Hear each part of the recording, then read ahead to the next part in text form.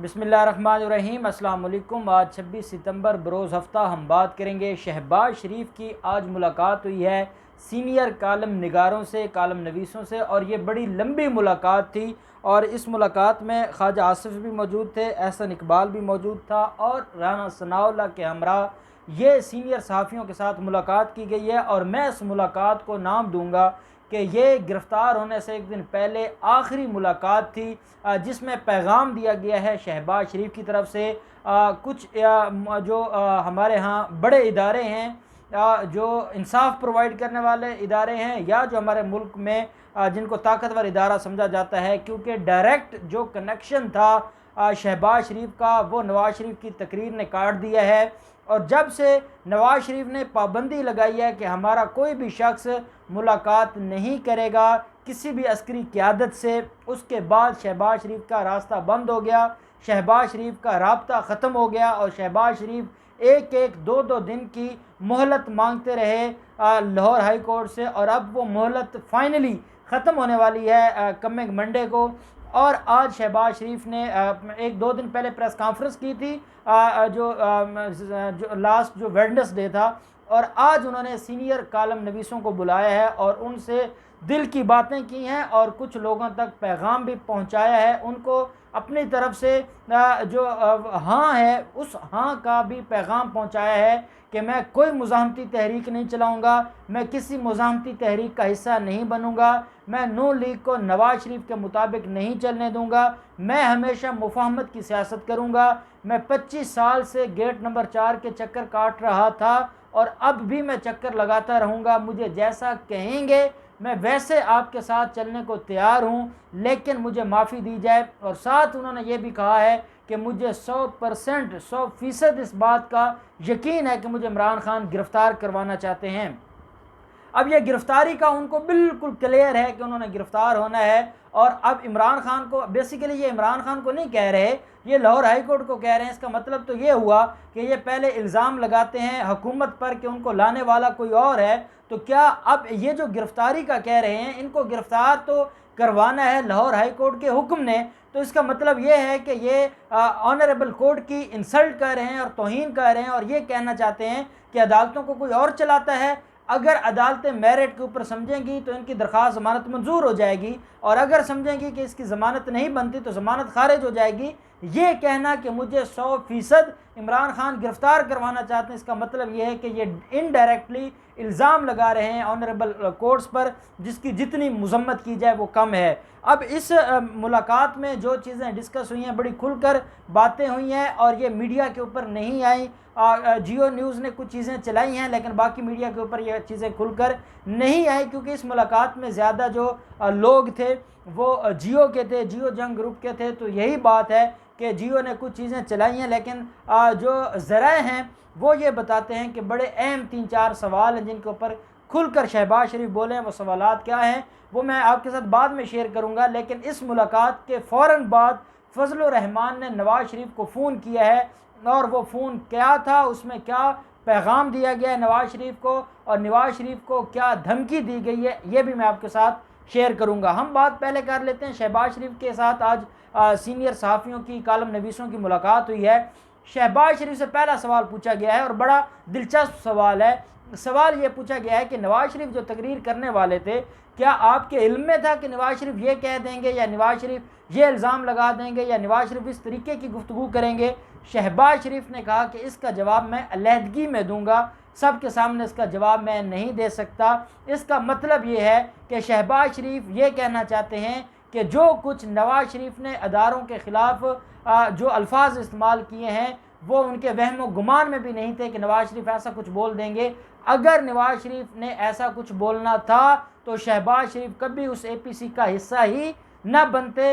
ये उनका कहना कि इसका मैं अलग से जवाब दूंगा, इसका मतलब ये है कि वो ये अपना जवाब दे चुके हैं। साथ उनसे सवाल पूछा गया कि क्या आप कोई मुज़ाहमती तहरीक चलाने जा रहे हैं, आप क्या इमरान खान को कोई टफ़ टाइम देना चाह रहे हैं, और जो APC में फ़ैसले हुए हैं तो फजलुर रहमान को क्यों क़यादत दी गई है। तो उन्होंने कहा पहली बात तो ये कही जी कि मैं कोई मुज़ाहमती सियासत के ऊपर बिलीव नहीं करता, मैं मुफाहमती सियासत के ऊपर बिलीव करता हूँ और मैं मुफाहमत के लिए पहले भी कोशिश करता रहा, अब भी कोशिश करूँगा। मैं नहीं समझता कि हम इमरान खान के ख़िलाफ़ या कोई इलेक्शन चाहते हैं या हम वक्त से पहले इलेक्शन भी नहीं चाहते। अब ये देखें, इनका ये इन हाउस तब्दीली की बातें भी करते थे, ये वक्त से पहले इलेक्शन की बातें भी करते थे, और अब इनकी ट्यून सिर्फ गिरफ्तारी के खौफ से ये कहने लग गए हैं कि हम ना तो कोई टाइम से पहले या वक्त से पहले इलेक्शन चाहते हैं, ना ही हम कोई हाउस तब्दीली चाहते हैं। हम ये चाहते हैं कि ये हुकूमत अपना वक्त पूरा करे, लेकिन हुकूमत मामलात को ठीक रखे,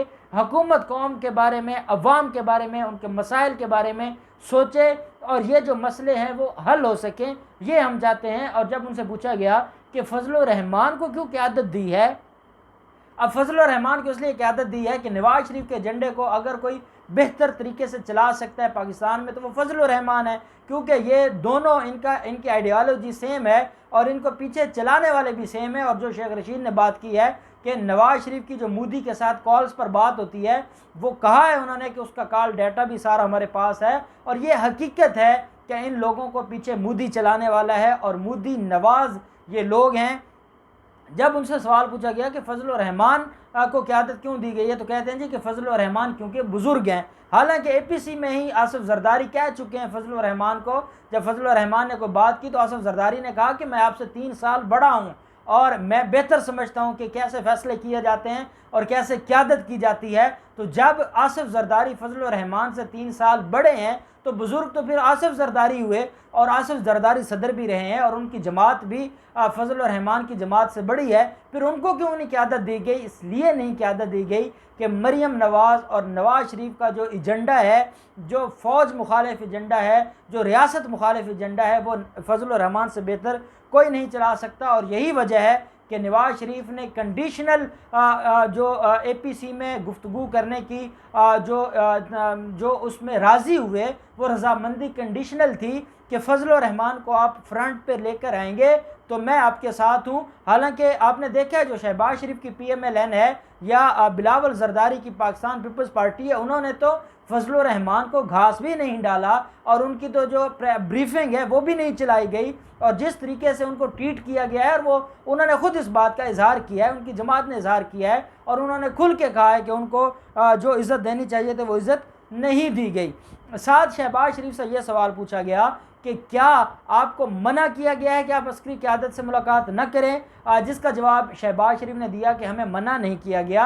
हाँ, इतना ज़रूर कहा गया है कि जब आपने अस्करी क़यादत के साथ मुलाकात करनी है तो तब आप अपनी क़यादत को बता के जाएं, PMLN की क़यादत के नॉलेज में लेकर फिर आप जाएं उनके पास। वो कहना ये चाहते हैं कि अगर आपने उनके पाँव पड़ना भी है, अगर आपने कोई रहम की भीख मांगने जाना भी है तो बाकियों को भी बता के जाएं ताकि वो भी खुश रहें कि ये कोई गया है और मुफाहमत करने गया है। अब जब खुल के ये बात ISPR ने बता दी है कि जो नुमाइंदा आया है वो बेसिकली PMLN की क़यादत का पैगाम ही लेकर आया है, तो किसी और ने क्या मुलाकात करनी है? और शहबाज शरीफ सदर हैं, शहबाज शरीफ तो खुद मिलने गए हैं, तो और किससे इन्होंने इजाज़त लेनी है? बेसिकली नवाज शरीफ ने मना किया है लेकिन शहबाज शरीफ नहीं रुके, और शहबाज शरीफ आज भी उनके साथ राब्ते में है और शहबाज शरीफ पैगाम पहुंचाना चाहते हैं। शहबाज शरीफ ने यह भी कहा है कि मैं पहले भी 25 साल से इदारों के साथ राब्ते में हूं और उसका मकसद मुफाहमत की सियासत है और मैं मुफाहमत के लिए ही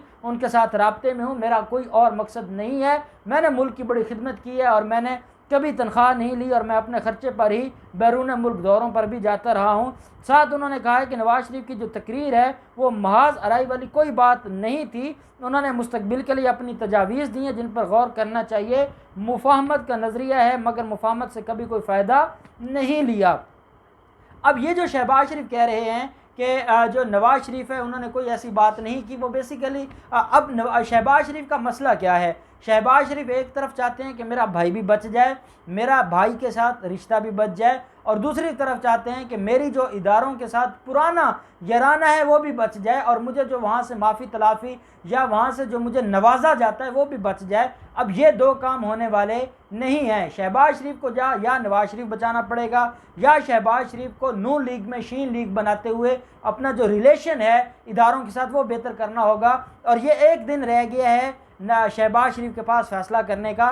सोमवार को उनकी दरख्वास्त ज़मानत के ऊपर आखिरी मौका दिया गया है और बहस होनी है। और ये भी अनोखी दरख्वास्त ज़मानत है कि वकला साहबान थक जाते हैं और उनको आराम करना होता है, बहस करके वो थक जाते हैं और आराम के लिए वो टाइम ले लेते हैं। और ये 2 तारीखें उनको आराम देने के लिए पड़ी हैं। ये भी बड़े लोग हैं और बड़े लोगों को बड़े रिलीफ दिए जाते हैं। ये सारी चीज़ें भी हमारी समझ से बतौर कानून के तालिब इल्म ये हमारी समझ में नहीं आती। हम भी सारा दिन अदालतों में होते हैं और हम देखते रहते हैं। अब हम आ जाते हैं, शहबाज शरीफ ने तो खुल के पैगाम दे दिया है कि ना वो APC के एजेंडे के ऊपर काम करेंगे, ना वो मुज़ाहमत की सियासत करेंगे, ना वो इमरान खान के को टफ टाइम देंगे, ना वो इमरान खान के ख़िलाफ़ निकलेंगे। और उन्होंने साथ ये भी कह दिया है कि वो अस्करी क़यादत के साथ रब्ता भी रखेंगे और वो ये भी कह रहे हैं कि वो मुफाहमत के लिए उनके पास पहले भी जाते रहे हैं और फिर भी जाते रहेंगे। जब ये सारी गुफ्तगू हो गई तो फजलुर रहमान ने फ़ोन किया नवाज़ शरीफ को कि आप क्या कह रहे हैं, आपका भाई आपकी बात मानता नहीं है और आप मुझे सामने लेकर आ गए हैं। मैं आपके चक्कर में पहले मुझे नैब बुला चुकी है, मेरा फ्रंट मैन गिरफ्तार हो चुका है, तो आप क्या चाहते हैं कि मेरा हशर भी आपकी तरह हो। तो फजलुर रहमान ने कहा है कि APC के बाद ना मुझसे बिलावल जरदारी ने कोई रब्ता किया है, ना मुझसे शहबाज शरीफ ने कोई रब्ता किया है। और ये जो मुज़ाहमत की तहरीक चलाना है ये तो दूर की बात है। उन्होंने दोनों घरों ने मेरे साथ रब्ता करना भी गवारा नहीं समझा। तो नवाज शरीफ को उन्होंने कहा है कि फिर मेरी तरफ से आप ना ही समझें, मैं भी फिर अपने मामला ठीक कर लूँ। मुझे भी 1 अक्टूबर को बुलाया हुआ है नैब ने और मैंने नैब के सामने जाना है। मेरा ख़ास आदमी पहले गिरफ्तार है, वो पहले इकबाल जुर्म कर चुका है, तो अब मेरे बस में नहीं रहा और मैं दूसरा नवाज शरीफ नहीं बनना चाहता और मैं अपना बेड़ा गर्क नहीं करना चाहता। और क्योंकि आपके घर में आपका भाई आपकी बात नहीं मानता तो मुझसे भी कोई उम्मीद ना रखें। और उन्होंने फ़ोन बंद कर दिया है। अब मैंने आपको पहले भी बताया था कि ना तो इस अपोजिशन के इतनी सख्त है, ना इनकी कोई नेकनियती है कौम और मुल्क के साथ, इनके अपने अपने मफादात हैं। ये NRO लेने के लिए इकट्ठे हुए थे, जब वहाँ से मायूसी हुई है तो इदारों के पास गए हैं, वहाँ से भी NRO नहीं मिला, तो अब ये खामोश होकर घर बैठ गए हैं कि जो इमरान खान का गुस्सा है या इदारों का गुस्सा है वो ठंडा हो जाए, जो नवाज शरीफ की तकरीर से बड़ा है, तो उसके बाद हम दोबारा मिन्नत समाजत शुरू कर देंगे। लेकिन मैं समझता हूँ कि इमरान खान तो इस मूड में बिल्कुल नहीं है कि वो कोई NRO देंगे। और मैं ये भी समझता हूँ कि मुझे उम्मीद है कि इस बार हमारे जो ऑनरेबल इदारे हैं वो भी इन लोगों को मज़ीद कोई रिलीफ नहीं देंगे और जो भी होगा वो मेरिट के ऊपर होगा, वो मुल्क और कौम के फ़ायदे के लिए होगा और जो होगा वो हक़ और सच के लिए होगा। तो इंशाल्लाह पूरी कौम भी साथ खड़ी होगी। देखते हैं क्या डेवलपमेंट होती है। जो भी डेवलपमेंट होगी हम आपके साथ शेयर करते रहेंगे। अल्लाह पाक पाकिस्तान का हामी नासिर हो। बहुत शुक्रिया। अल्लाह हाफ़िज़। पाकिस्तान जिंदाबाद।